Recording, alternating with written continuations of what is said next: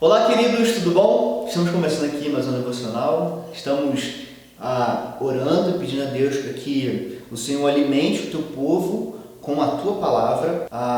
Nosso desejo é transmitir para você aquilo que Deus já deixou nas Escrituras, aquilo que Deus já nos ensinou. E, queridos, tem uma frase aí que a gente tem ouvido bastante, que é o seguinte: ainda não alcançamos o pico da curva da epidemia. Isso é preocupante, porque a previsão é de piorar ainda mais nas próximas semanas, né? Agora, o que fazer quando nós não vemos perspectivas de melhoras? E pensando nisso e orando também, pedindo a Deus para que Deus revelasse de fato aquilo que a gente pode trazer para o povo dele, né? Eu lembrei do profeta Abacuque. Abacuque nos ensina muito como viver em um tempo onde não há perspectivas de melhora. Pensando nisso, eu quero ler com vocês Abacuque, capítulo 3, versículo 16 ao versículo 19, que diz assim: preste atenção, escute com fé a palavra de Deus. Ouvi isso, e o meu íntimo estremeceu, meus lábios tremeram, os meus ossos desfaleceram, minhas pernas vacilavam. Tranquilo, esperarei o dia da desgraça que virá sobre o povo que nos ataca. Mesmo não florescendo uma figueira, não havendo uva nas videiras, mesmo falhando a safra de azeitonas, não havendo produção de alimento nas lavouras, nem ovelhas no curral, nem bois nos estábulos, ainda assim eu exultarei no Senhor e me alegrarei no Deus da minha salvação. O Senhor, o soberano, é a minha força. Ele faz os meus pés como do cervo, faz-me andar em lugares altos. Queridos, Abacuque nos ensina, quando a gente lê do capítulo 1, capítulo 2, capítulo 3, Abacuque nos ensina que as circunstâncias, elas não determinam os desígnios de Deus. Pelo contrário, porque Deus já designou, Deus já decretou. Então a circunstância acontece de acordo com a plena vontade de Deus. Abacuque é um profeta, ele é um profeta pré-exílio, né? Ele recebe, no capítulo 1 você vê que Abacuque recebe uma visão de Deus. E ele está diante de um cenário onde os caldeus estão se levantando como uma nação que eles vêm devastando todas as outras nações. Então ele olha para o povo, ele olha para o povo de Israel, ele olha para Deus e vê que está um caos, onde o povo, onde um povo deveria refletir a santidade de Deus, o povo encontra corrupção, o povo se encontra sozinho, os líderes religiosos corrompidos. E aí então Abacuque fica em crise, porque ele vê que a compreensão teológica de Deus como alguém justo e reto não se encaixa na experiência pessoal que ele tem de Deus. Então ele olha para esse cenário como um cenário de grande devastação, que ele questiona Deus e Deus depois ele responde. No capítulo 2, eu quero ler com vocês o capítulo 2, qual que é o sentimento do profeta diante desses questionamentos que ele dá diante de Deus. Ele fala o seguinte: ficarei no meu posto de sentinela e tomarei posição sobre a muralha. Aguardarei para ver o que o Senhor me dirá e que resposta terei à minha queixa. É interessante, queridos, porque diante da queixa que o profeta tem de Deus, do povo, das circunstâncias, o profeta, a primeira coisa que o profeta faz, ele toma uma posição de sentinela, ele fica aguardando a resposta do Senhor. E daí então, no capítulo 2, o Senhor dá uma resposta para ele, dizendo que ele vai punir aquele povo que está se levantando, e ele continua ouvindo do Senhor aquilo que ele vai fazer, até que chega no capítulo 4, que é a oração de Abacuque. E, queridos, esse finalzinho do livro de Abacuque é um final bem conhecido no povo, entre nós evangélicos.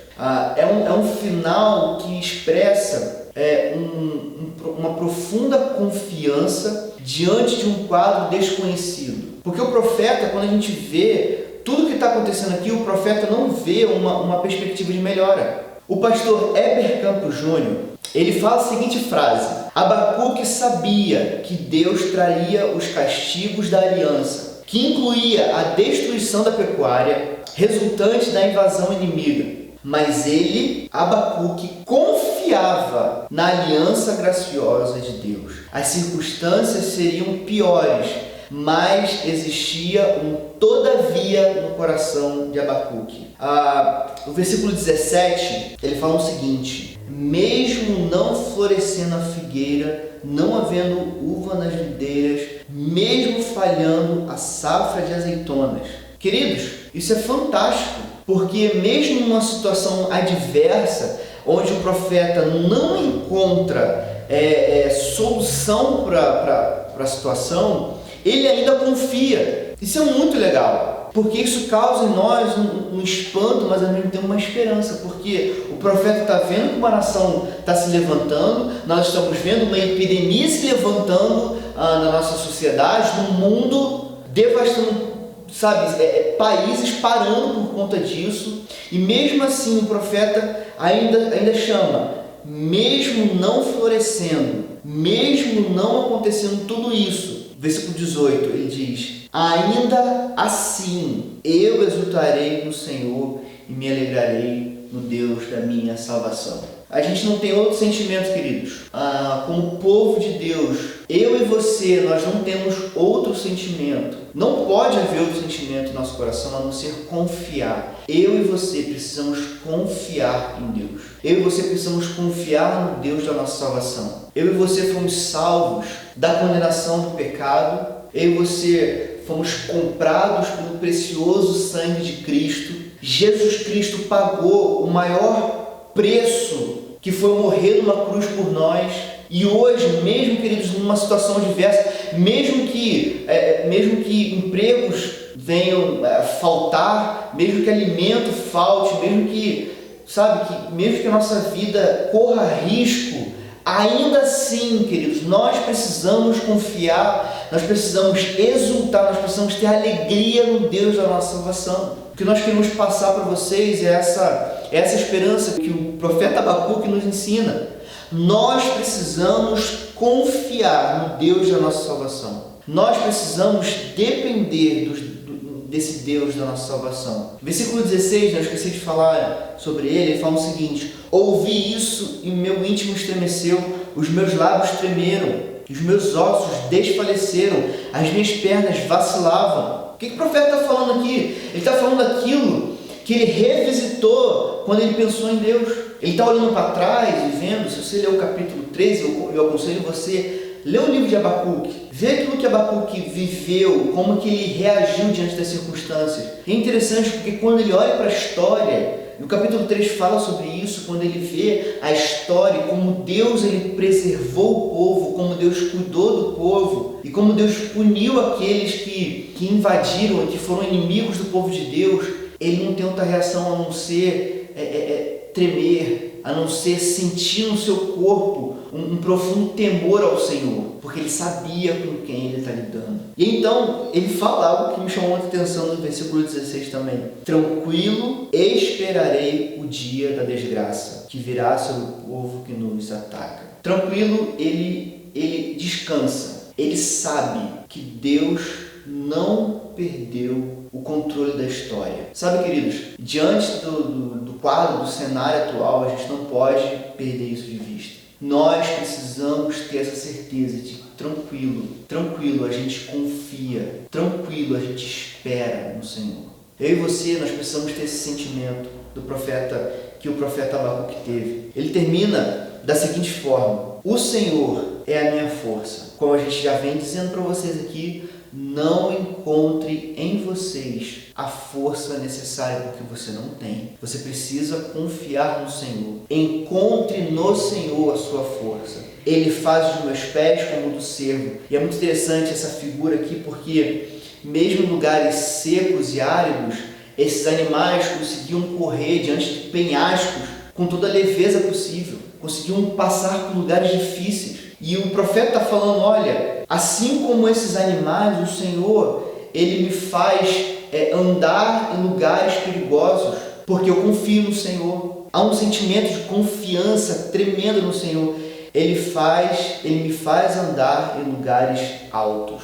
Queridos, não há outro sentimento no nosso coração a não ser confiar no Senhor. A gente pede para você confie no Senhor. Coloque no Senhor toda a sua confiança.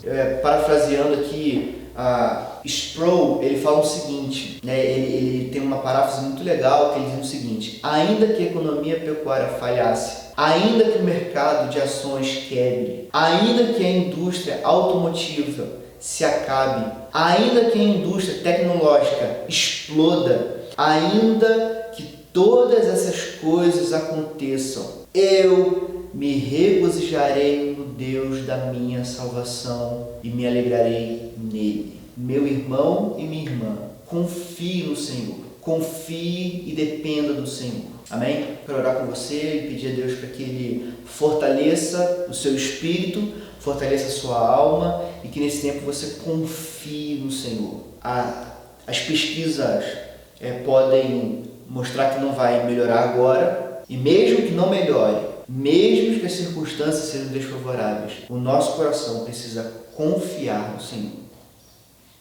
Deus, muito obrigado, porque o Senhor é a nossa força. Obrigado, Deus, porque na história do Teu povo, o Senhor vem protegendo e cuidando do Teu povo. E mesmo, Pai, aqueles que passaram por situações difíceis, por questões desfavoráveis, por situações, ó Pai, de perigo, mesmo esses, ó Deus, confiaram e dependeram do Senhor. Nesse tempo, Senhor, onde nós estamos passando por situações difíceis de nossa vida, situações de privação, a nossa comunhão com o Senhor não está privada. A nossa comunhão com o Senhor não está restrita a um lugar. Nós podemos depender do Senhor cada vez mais. Deus, muito obrigado pelo profeta Abacuque, que nos ensina de todo o coração a confiar no Senhor, mesmo em situações desfavoráveis. Obrigado, Senhor, pelo exemplo que Ele nos deu de confiança. Obrigado porque hoje nós temos essa confiança em nós, porque o Senhor habita em nós e nós podemos depender do Senhor cada vez mais.